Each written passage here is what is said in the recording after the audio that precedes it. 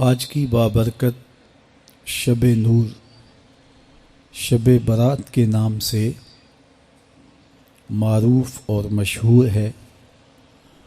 اس بابرکت شب کے دامن میں اتنی برکتیں اور اتنی رحمتیں ہیں کہ اللہ جل شانہ گناہ گاروں کو جہنم کی آگ سے آزاد فرما دیتا ہے۔ ام المومنین سیدہ طیبہ طاہرہ سیدہ عائشہ صدیقہ رضی اللہ تعالی عنہا فرماتی ہیں، ایک دن میں دیکھا کہ حضور میرے حجرہ میں نہیں ہیں، تو میں حضور کو تلاش کرنے نکلی۔ جنت البقیع میں آسمان کی طرف سر اٹھائے حضور اللہ سے التجائیں کر رہے تھے۔ مجھے دیکھا تو ارشاد فرمایا، عائشہ کیا تم نے یہ سمجھا کہ اللہ کا رسول تم سے زیادتی کرے گا؟ فرماتی ہیں میں نے عرض کی، یا رسول اللہ صلی اللہ علیہ وسلم، میں یہ سمجھا شاید آپ کسی زوجائے محترمہ کے حجرہ میں تشریف لے گئے ہیں۔ فرمایا آج لیلۃ النصف من شعبان، شعبان کی 15ویں رات ہے، درمیانی شب ہے۔ اس رات کو اللہ تعالی جل شانہ آسمان دنیا پہ نزول اجلال فرماتا ہے اور قبیلہ بنو کلب کی بکریوں کے بالوں سے زیادہ لوگوں کو جہنم کی آگ سے آزاد کر دیتا ہے۔ قبیلہ بنو کلب عرب کا بہت بڑا قبیلہ تھا جو بھیڑ بکریاں پالتے تھے اور لاکھوں کی تعداد میں ان کی بکریوں اور بھیڑوں کے ریوڑ تھے۔ تو اس قبیلے کی بکریوں کے بالوں سے بھی زیادہ گناہ گاروں کو جہنم کی آگ سے آزاد کر دیا جاتا ہے۔ تو یہ وہ بابرکت شب رحمت ہے، شب نور ہے، جس کے دامن میں اتنی برکتیں ہیں کہ کوئی محروم نہیں رہتا۔ صرف وہ بد نصیب لوگ جو شرک میں مبتلا ہیں، جو سخت کینہ پرور ہیں، جو قطع رحمی کرتے ہیں، قاتل ہیں، عادی شرابی یا بدکار ہیں، انہیں اس مبارک رات میں محروم رکھا جاتا ہے، ورنہ اللہ کی رحمتوں کا عموم اس بابرکت راتوں میں اس قدر ہوتا ہے کہ کوئی گناہ گار جو اس کے حضور ہاتھ دعا کے لیے اٹھاتا ہے اور اپنا دامن پھیلا کے اس کی رحمتیں مانگتا ہے، اسے محروم نہیں رکھا جاتا، بلکہ اللہ سب گناہ گاروں کو جہنم کی آگ سے آزاد کر دیتا ہے۔ ایک روایت میں آتا ہے کہ اللہ لیلۃ النصف من شعبان، شعبان کی 15ویں رات کو آسمان دنیا پہ اپنی رحمتوں سے جلوہ گر ہوتا ہے اور فرماتا ہے کوئی رزق مانگنے والا، میں اس کی جھولیاں بھر دوں، ہے کوئی مغفرت طلب کرنے والا، میں اس کے گناہ معاف کر دوں، ہے کوئی مجھ سے عافیت مانگنے والا، میں اس کو عافیتوں سے نواز دوں، ہے کوئی فلاں چیز مانگنے والا، ہے کوئی فلاں چیز مانگنے والا، اس کی رحمتیں آواز دیتی ہیں، اور یہ آواز غروب آفتاب سے لے کر کے طلوع فجر تک مسلسل بندوں کو دی جاتی ہے، اور بندے اس کے حضور اگر دست طلب دراز کریں، اپنی جھولی پھیلائیں، تو اللہ تعالیٰ ان کو ان کے مانگنے سے بھی زیادہ عطا فرماتا ہے۔ اس امت کو اللہ تعالیٰ نے اس طرح کی راتیں دے کر کے مغفرت، بخشش، غفران اور رحمتوں کی فراوانی نصیب کی ہے۔ میرے حضور نے ارشاد فرمایا، ایک شخص صبح سے لے کے ظہر تک مزدوری کرتا ہے، اس کو ایک قیراط ملتا ہے۔ ایک ظہر سے لے کر عصر تک مزدوری کرتا ہے، اس کا وقت تھوڑا ہے لیکن اس کو بھی ایک قیراط ملتا ہے۔ اور تیسرا شخص عصر سے لے کر مغرب تک مزدوری کرتا ہے، اس کو 2 قیراط ملتے ہیں، جبکہ اس کا وقت دونوں سے کم ہے۔ فرمایا پہلی مثال یہود کی ہے، دوسری مثال نصارہ کی ہے، اور تیسری مثال میری امت کی ہے کہ اس کو تھوڑے عمل پر زیادہ ثواب دیا جاتا ہے۔ تو یہود اور نصارہ نے اس پہ برا منایا تو حضور علیہ السلام نے فرمایا کہ اللہ نے ان کے اجر میں تو کمی نہیں کی، لیکن مسلمانوں کو زیادہ اجر دے دیا، تو یہ اس کی کرم نوازی ہے۔ تو یہ تھوڑے وقت کی عبادتیں اور چند راتوں کی بیداری اور مخصوص اوقات میں اللہ کے حضور عبادت و ریاضت ایک گناہ گار کو کہاں سے کہاں تک پہنچا دیتی ہے، اس کے گناہوں کی معافی کا ذریعہ بھی بنتی ہے اور درجات کی بلندی کا سبب بھی۔ دیکھیے لیلۃ القدر ایک رات 1000 مہینے کی عبادتوں سے بہتر قرار پاتی ہے۔ اسی طرح دیگر مواقع ہیں کہ اللہ تعالیٰ اس امت کے لیے رکھے ہیں، رحمت رب بہانہ می طلب، اور یوں بھی پڑھا گیا رحمت رب بہانہ می طلب۔ اس کی رحمتیں قیمت نہیں مانگتی اور اس کی رحمتیں بہانہ تلاش کرتی ہیں، تو وہ اپنے بندوں کو بخشنے پہ آمادہ ہے اگر وہ اپنا دامن طلب پھیلائیں۔ قرآن مجید میں ایک مقام دیکھیے کتنا دل آویز ہے، فرمایا ما یفعل اللہ بعذابکم، اللہ تمہیں عذاب دے کے کیا کرے گا؟ اس کی یہ چاہت نہیں ہے کہ تمہیں عذاب میں مبتلا کرے، اس کی چاہت یہ ہے کہ تم اس کی چوکھٹ پہ آؤ، جھولی پھیلاؤ، اس سے خیرات اور رحمت مانگو، اور وہ تمہارے ماضی کے سارے گناہ معاف کر کے، ساری غلطیاں معاف کر کے تمہیں اپنی رحمتوں سے مالا مال فرما دے۔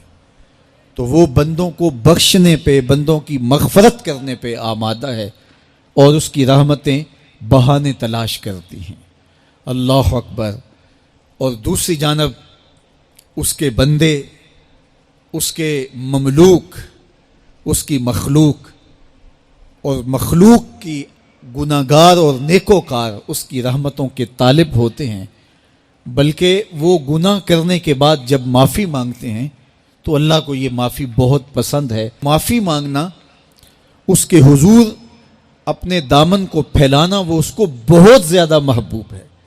انسان کی فطرت کے اندر گناہ رکھا گیا ہے۔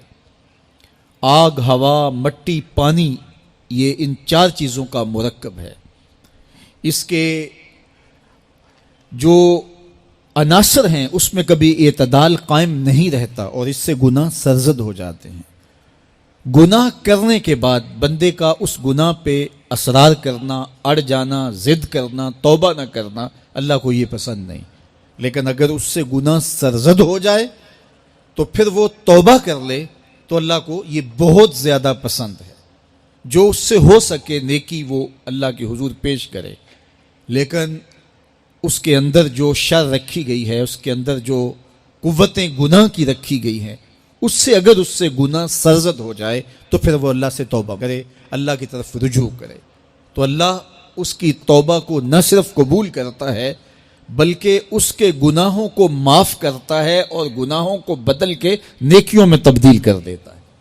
جب گناہ نیکیوں میں تبدیل ہو گئے تو جتنا بڑا گناہ گار تھا اتنا بڑا نیکوکار ہو گیا۔ حضرت سیدنا عمر رضی اللہ تعالیٰ عنہ بازار میں جا رہے تھے تو ایک شرابی نے ہاتھ میں بوتل پکڑی تھی شراب کی، تو حضرت عمر ہاتھ میں درہ رکھتے تھے اور آپ کا جاہو جلال دیتنیت ہوتا، تو جو ہی حضرت عمر رضی اللہ تعالیٰ عنہ کو اس نے دیکھا تو ڈر گیا اور دل ہی دل میں کہا اے اللہ آج عمر کے قہر سے بچا لے، میں تیری بارگاہ میں سچی توبہ کرتا ہوں، اور جلدی سے شراب کو بغل میں چھپا لیا۔ اتنے میں حضرت عمر سر پہ پہنچ گئے اور گرج کر کڑک کے کہا کہ یہ تیری بغل میں کیا ہے؟ چونکہ اس کو بوتل چھپاتے دیکھا تھا تو وہ ڈر گیا اور ڈرتے ڈرتے کہنے لگا حضرت یہ سرکہ ہے۔ اب تھی تو شراب، لیکن ڈرتے ہوئے بولا حضرت سرکہ ہے۔ تو حضرت عمر نے کہا نکال۔ جب نکالا تو شراب نہیں تھی، واقعی سرکہ بن چکا تھا۔ تو جب اللہ کے حضور کوئی توبہ کرتا ہے اللہ اس کے گناہوں کو بدل کے نیکیوں میں تبدیل کر دیتا ہے۔ حدیث پاک میں آتا ہے کہ قیامت کے دن اللہ ایک شخص کو کہے گا کہ اپنا نامہ اعمال پڑھ، تو وہ نامہ اعمال پڑھنے لگ جائے گا۔ تو نامہ اعمال کے اندر چھوٹے گناہ بھی ہوں گے، بڑے گناہ بھی ہوں گے، تو اللہ سے حیا کرتے ہوئے، شرم کرتے ہوئے وہ بڑے بڑے گناہوں کو چھوڑتا جائے گا اور چھوٹے چھوٹے گناہوں کو پڑھتا رہے گا۔ جب وہ سارے گناہ پڑھ چکے گا اور کتاب ختم ہوگی تو اللہ تعالیٰ اسے فرمائے گا، میرے بندے تو نے یہ جتنے گناہ پڑھے ہیں میں نے سب کو بدل کے نیکیوں میں تبدیل کر دیا۔ تو بندہ کہے گا، اللہ ابھی تو میرے بڑے بڑے گناہ رہتے ہیں جو میں نے پڑھے ہی نہیں۔ فَضَحِكَ النَّبِيُّ حَتَّى بَدَتْ أَنْيَابُهُ، حضور جب یہ بیان فرما رہے تھے تو حضور اتنا مسکرائے کہ صحابہ نے حضور کی داڑھیں دیکھ لی۔ تو پہلے وہ بڑے بڑے گناہ چھوڑے جا رہا تھا، لیکن جب اللہ فرمائے گا کہ میں تیرے گناہوں کو بدل کے نیکیوں میں تبدیل کر دیا تو وہ کہے گا ابھی تو بڑے بڑے گناہ رہتے ہیں جو میں نے ابھی پڑھے ہی نہیں۔